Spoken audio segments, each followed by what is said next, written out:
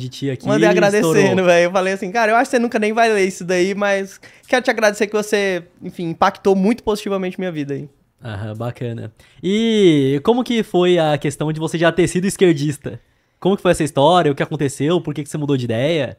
Cara, então, eu fui criado em Fortaleza, né, no Ceará. Então, o Nordeste, ele já é essencialmente com um pensamento mais progressista, né? Isso aí já é uma coisa mais comum. Óbvio que existem várias exceções, mas, enfim, via de regra, o pessoal é mais progressista lá. Minha mãe, ela já foi militante do PT, né? Ela, tipo assim, trabalhava ativamente em campanha política e tudo. Enfim, chorou pra vitória do Lula, quando o Lula perdeu lá pro Collor, né, tipo 89, tipo, chorou porque perdeu, a Rede Globo tá roubando pro Collor, de fato tava mesmo, né, mas, tipo assim, na época ela ficou mal com isso, então ela levava muito pro emocional. Então, eu cresci com uma lição que minha mãe passou pra mim, que foi assim, ó, quer entender o que é esquerda e direita? Esquerda é quem pensa no pobre, direita é quem pensa no rico. Você é pobre ou rico? Sou pobre. Então você é de esquerda. Pronto, acabou o assunto, entendeu? Tipo, não tem mais o que se refletir sobre política. Eu só vou pensar nisso com o Daniel Fraga lá na frente aparecendo. Mas aí sempre foi esse pensamento. Aí eu estudei na escola técnica, o Cefet, né, o IFCE.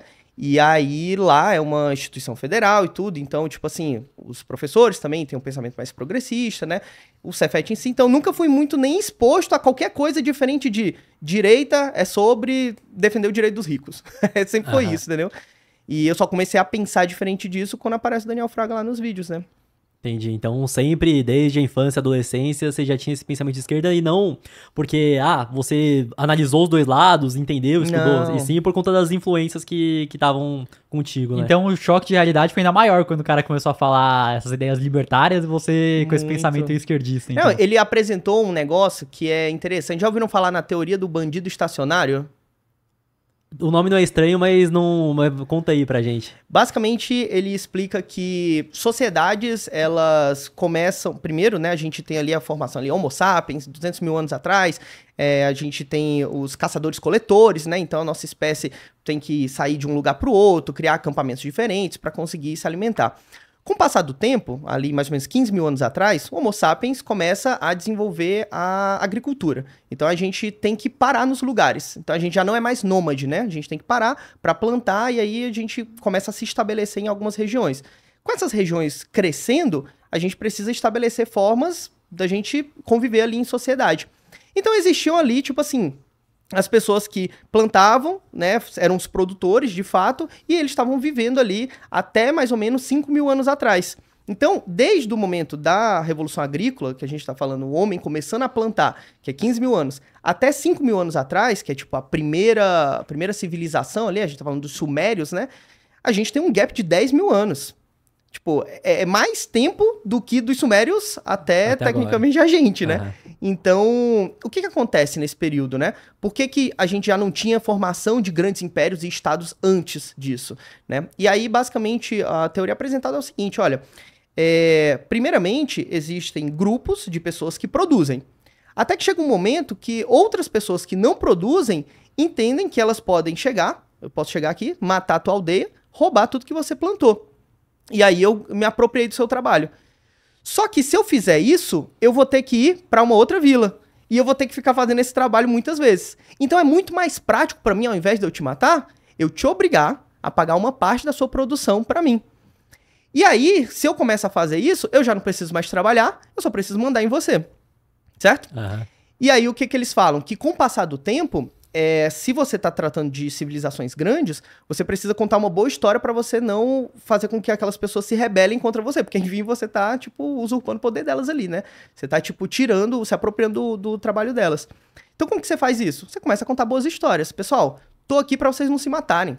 Tô aqui porque eu tô organizando a civilização. Se não tivesse eu aqui para me apropriar do trabalho de vocês, seria um caos. Vocês estariam se matando uma hora dessa.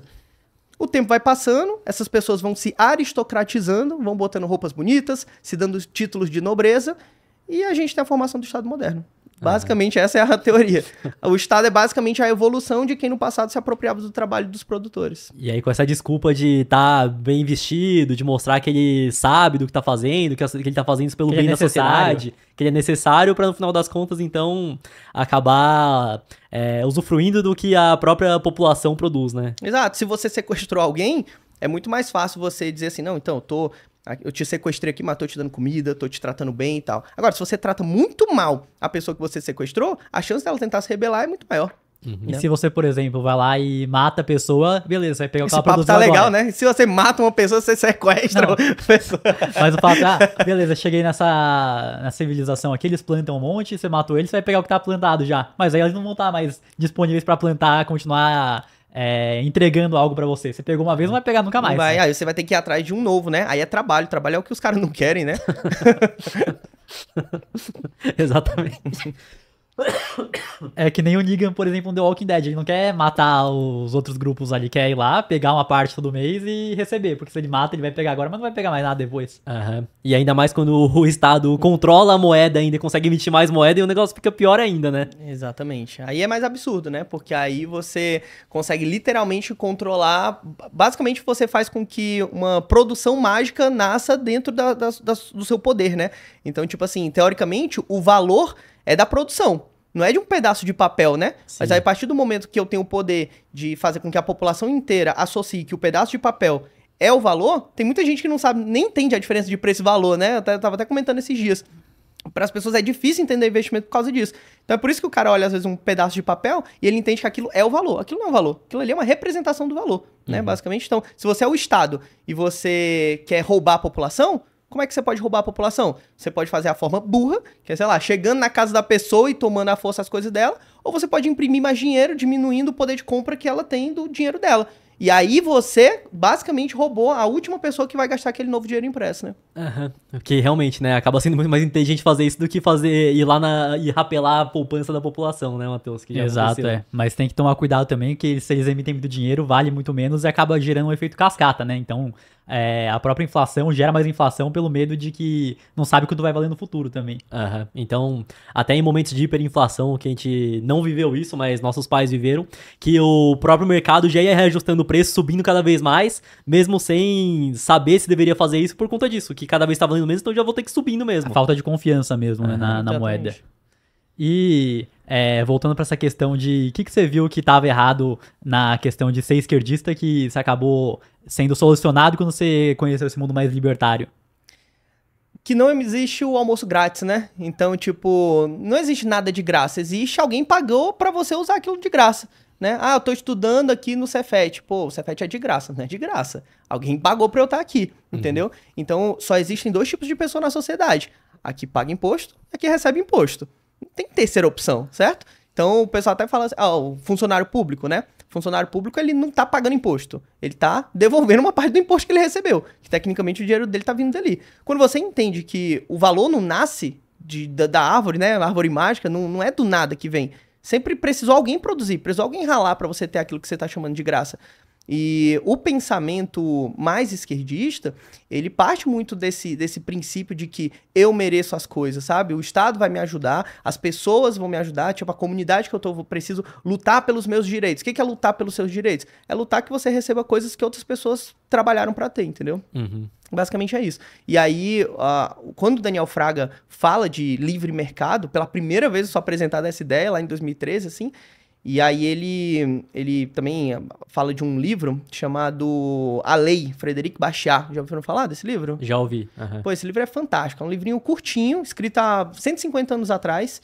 E ele apresenta um conceito de leis justnaturalistas e justpositivistas, né?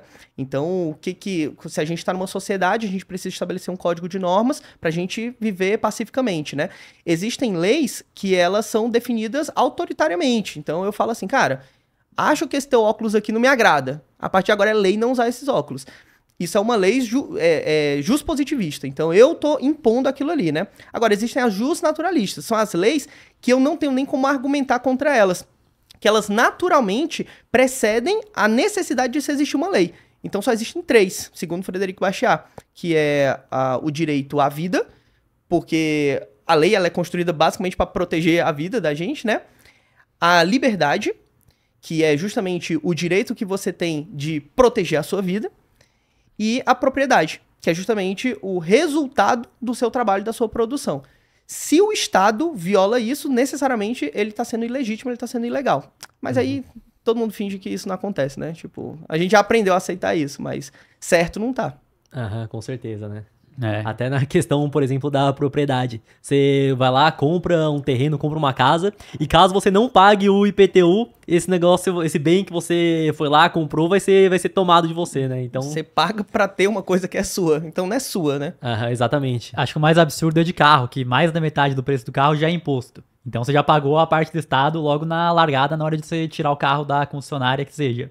Aí depois você tem que pagar uma taxa anual para você poder usar o carro. É basicamente um aluguel que você paga pro Estado, sendo que você já pagou metade do preço do carro para ele para poder usar o carro que você comprou. E de acordo ainda com o preço do carro, né? Igual lá fora nos Estados Unidos é de acordo com o peso do carro. Então é aquilo, né? O que vai desgastar as estradas é o peso do carro. Quanto mais pesado, mais ele vai desgastar. Então esse imposto é cobrado a partir disso. Aqui no Brasil, não. Você tem um carro de 100 mil aqui em São Paulo, o IPVA é 4% em cima da FIP. Você tem um carro de 500 mil, é 4% em cima da FIP. Então... E ainda para usar a estrada, você tem que pagar o pedágio.